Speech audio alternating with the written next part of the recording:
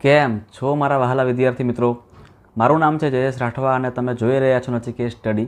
મિત્રો, આપણે આ અગાઉના વિડીયોની અંદર સ્વાધ્યાય 2.1ને ચાલુ કર્યું હતું અને એમાં આપણે કેટલાક દાખલાઓ પૂરા કરાવ્યા હતા.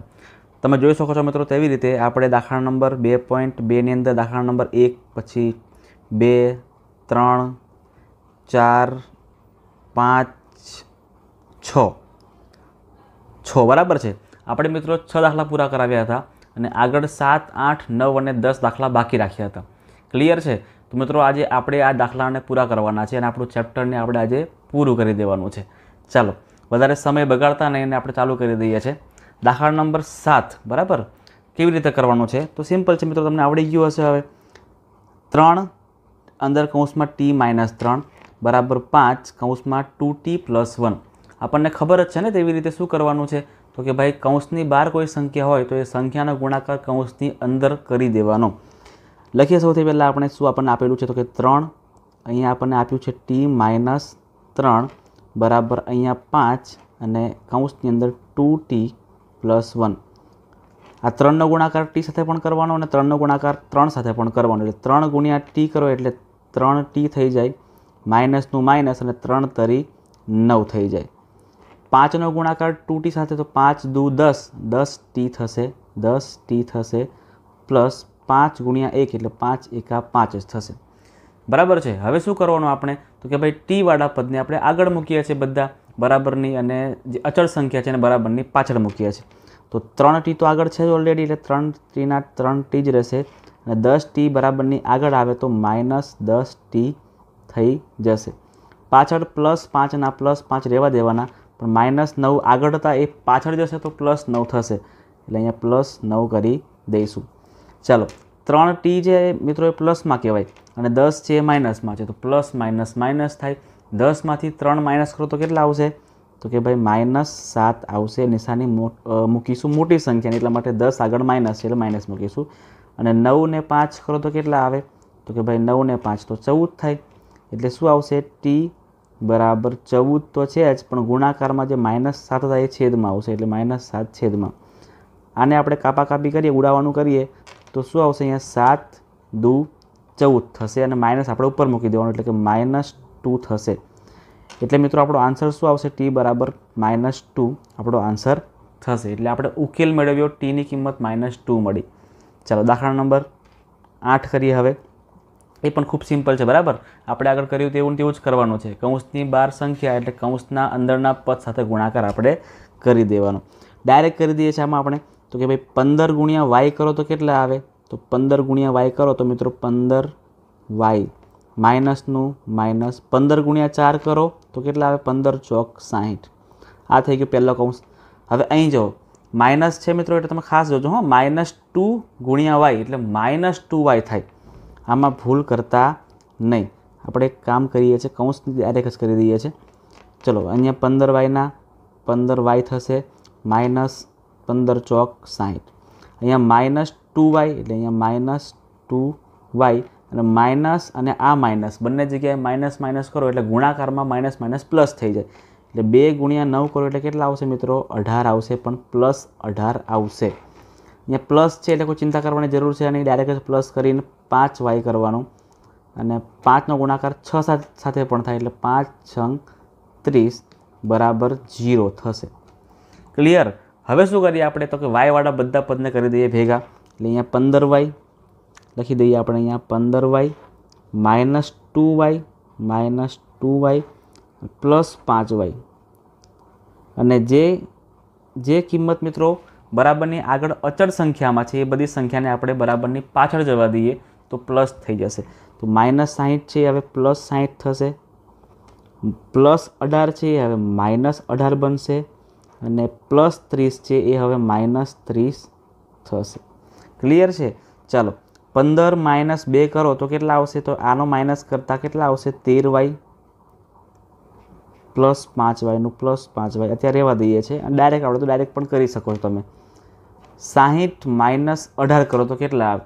તો મિત્રો 60માંથી 18ને માઇનસ કરો એના કરતાં આપણે એક કામ કરીએ, 60માંથી આપણે 30ને માઇનસ કરી દઈએ.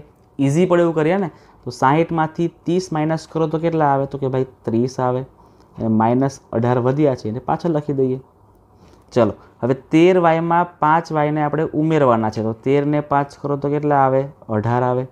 એટલે 18y બરાબર 30માંથી 18 ને માઇનસ કરો તો કેટલા આવશે?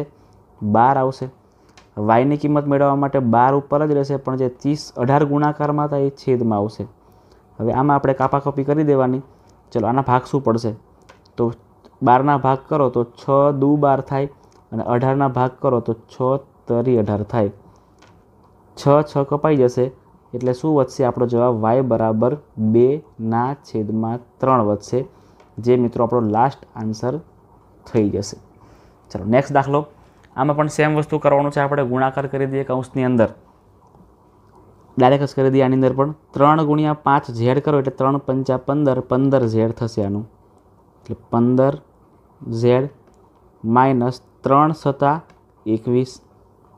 આ કામ પૂરું થઈ ગયું. અહીંયા માઇનસનું માઇનસ 2 × 9 કરો એટલે 2 × 9 = 18 ઝેડ, એટલે 18 ઝેડ થશે. અહીંયા માઇનસ અને અહીં પણ માઇનસ, બંને જગ્યાએ માઇનસ માઇનસ કરો તો પ્લસ થશે, એટલે પ્લસ 2 × 11 = 22. બરાબરની પાછળનું સોલ્વ કરીએ આપણે હવે. 4 × 8 4 × 8 = 32 ઝેડ માઇનસ 13 × 4 = 52, અને પાછળ -17નું -17. ચાલો આટલું ક્લિયર થઈ ગયું. હવે પહેલાં સૌથી પહેલાં બરાબરની આગળમાં આપણે સોલ્વ કરીએ. આ ઝેડવાળા બંને પદને પ્લસ માઇનસ કરીએ, અને આને પહેલાં પ્લસ માઇનસ કરી દઈએ, અને પછી પાછળના પદને પ્લસ માઇનસ કરી દઈશું. ચલો 15 ઝેડ પ્લસમાં છે અને 18 ઝેડ માઇનસમાં છે. તો પ્લસ માઇનસ માઇનસ એટલે 18માંથી 15ને માઇનસ કરવાના. તો કેટલા આવશે? તો 3 ઝેડ થશે. નિશાની મોટી સંખ્યાની મૂકશું એટલે 18 આગળ માઇનસ છે, એટલે 3 પણ આગળ શું આવશે? માઇનસ આવશે. 22 પ્લસમાં છે અને 21 માઇનસમાં છે, એટલે ફરી પ્લસ માઇનસ માઇનસ. 22માંથી 21 માઇનસ કરીએ તો કેટલા આવશે? 1. નિશાની આવશે પ્લસની, કારણ કે 22 છે પ્લસમાં, +1. ચાલો બરાબરની આગળનું કામ થઈ ગયું પૂરું. બરાબરની પાછળ માત્ર ને માત્ર એક જ છે, એટલે કંઈ ચિંતા કરવાની જરૂર નથી. 32 ઝેડના 32 ઝેડ રહેવા દઈએ. પણ આમાં કરવું પડશે આપણે. 52 પણ માઇનસમાં છે અને 17 પણ માઇનસમાં છે, એટલે પ્લસ થશે. બરાબર ને? માઇનસ માઇનસ પ્લસ કરવાના. 7 ને 2 કરો તો કેટલા થશે? અહીંયા 9 થશે. અને 5 ને 1 કરો તો કેટલા આવશે? અહીંયા 6 થશે.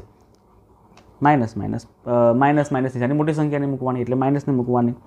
ચલો હવે -3 ઝેડનું -3 ઝેડ 32 ઝેડ છે પ્લસમાં હતું, બરાબરની આગળ આવે તો માઇનસ થઈ જાય, એટલે -32 ઝેડ બરાબર. અહીંયા -69 તો છે જ, અને આગળ +1 છે, બરાબરની પાછળ જાય તો -1 થશે. -32 અને -3 ફરી માઇનસ માઇનસ પ્લસ, એટલે 32 ને 3 કરો તો કેટલા આવશે? 35. નિશાની મૂકવાની માઇનસની, એટલે -35 ઝેડ બરાબર 69 -69. બંને જગ્યા માઇનસ માઇનસ એટલે પ્લસ કરવાના, એટલે આનું 70 થશે. નિશાની મૂકવાની માઇનસ. બરાબરની બંને જગ્યાએ સેમ નિશાની હોય તો કેન્સલ થઈ જાય, એટલે અહીંયા શું આવશે? 35 ઝેડ બરાબર 70. એનો મતલબ કે હવે કરીએ આપણે ઝેડ બરાબર 70/35. 70/35 એટલે બધાને ખબર પડે કે ભાઈ 70/35 એટલે 2 આવશે, કેમ કે 35 દુ 70 થઈ જાય છે. એટલે આ મિત્રો આપણો જવાબ થઈ ગયો. હવે લાસ્ટ દાખલો જોઈએ આપણો. પોઈન્ટવાળો દાખલો છે, બરાબર છે, પણ ખૂબ સિમ્પલ છે, જરાય અઘરો છે, એની તમને ખાલી ગુણાકાર આવડવા જોઈએ. સૌથી પહેલાં તમે જુઓ મિત્રો, 0.25 × 4f. તો 0.25 × 4 કરો તો કેટલા આવે? ખબર છે કોઈને? તો અત્યારે પોઈન્ટ છોડો, અત્યારે સમજો આવું આપેલું છે ને આપણને 0.25 × આપણે 4 કરવાના છે. શું કરીએ? તો કે અત્યારે પોઈન્ટને ભૂલી જાઓ. 25 ચોક કેટલા આવે? તો કે ભાઈ 100 આવે. હવે અહીં જો પોઈન્ટ પછી કેટલી સંખ્યા છે? 1 અને 2 ને, એટલે આપણે ઊંધા ગણવાના આવે. તો 1 અને 2 પછી અહીંયા પોઈન્ટ, મતલબ કે 0.25 × 4 કરો ને મિત્રો, તો આપણો જવાબ કેટલો આવશે? 1 આવશે. કેટલો આવશે? 1.00, એટલે 1 જ ગણાય. એટલે આનો આપણે ડાયરેક્ટ કરી દઈએ હવે કે 0.25 × 4f કરો એટલે આવશે આપણો 1f. 1 લખો કે નહીં લખો કોઈ ચિંતા કરવાની જરૂર છે નહીં. અહીંયા માઇનસ 0.25 × 3, ફરીથી ગુણાકાર સમજાવું તમને કેવી રીતે કરવાનો. 0.25 × 3 25 તરી 75. હવે પોઈન્ટ ગણીએ તો પોઈન્ટ પછી 2 સંખ્યા, એટલે અહીંયા 2 સંખ્યા પછી અહીંયા પોઈન્ટ મૂકવાનો, એટલે 0.25 આનો ગુણાકાર થશે, એટલે અહીંયા આવશે 0.75. થઈ ગયું આનું કામ. ચલો હવે પાછળ જોઈએ. 0.05 ગુણ્યા 10 કરવાના છે. ચલો કરીએ. 0.05 ગુણ્યા 10 તો ચલો 10 પંચા 50 થશે.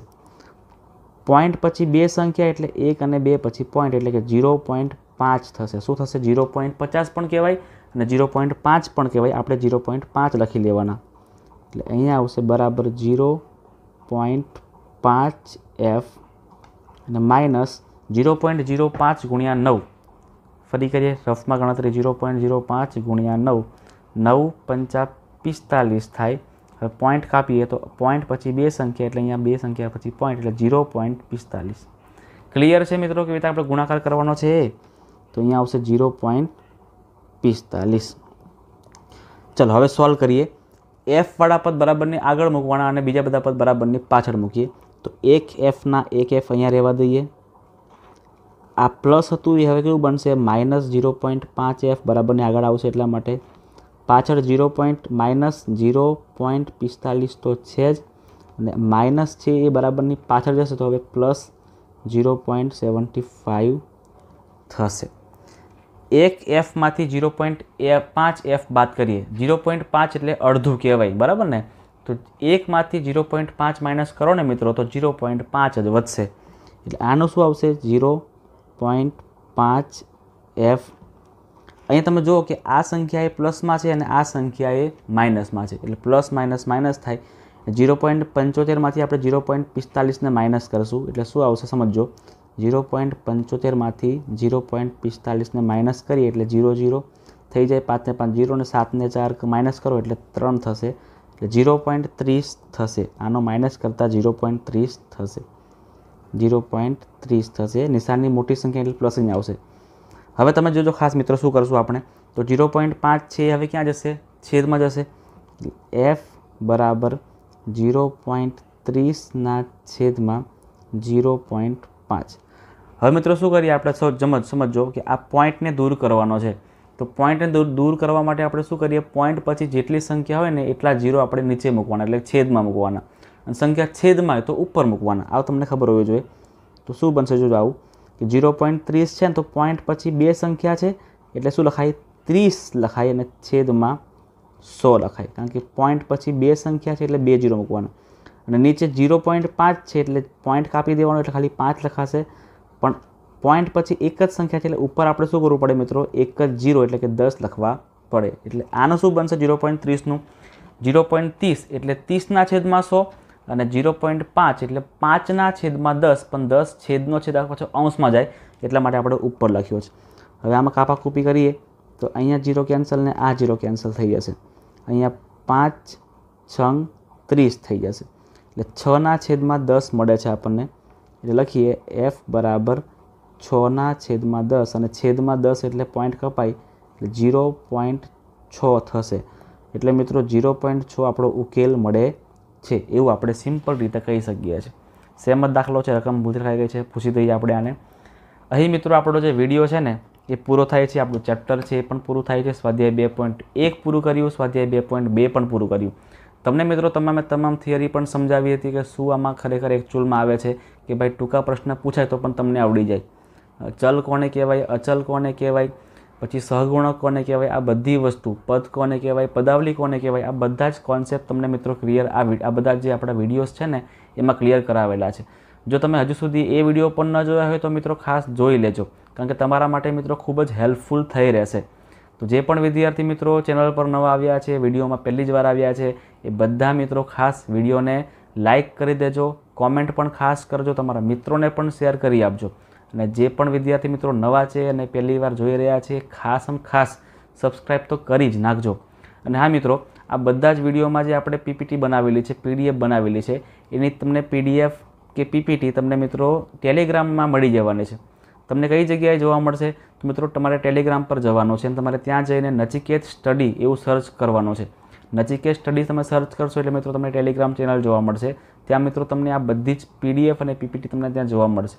આ ઉપરાંત તમને મિત્રો નવી જે માહિતી આવી રહી હોય છે તમારા અભ્યાસમાં તમને કામ લાગે એવી, કેટલીક જીકેની માહિતી છે, કેટલાક ગણિતની માહિતી છે, કેટલાક વિજ્ઞાનના ક્વેશ્ચનના આન્સર છે, એ પણ મિત્રો હું રેગ્યુલર ત્યાં પૂછતો હોઉં છું, જે તમને મિત્રો તમારા માટે મિત્રો મજા પણ આવી જશે, તમને સોલ્વ કરવાની પણ મજા આવશે.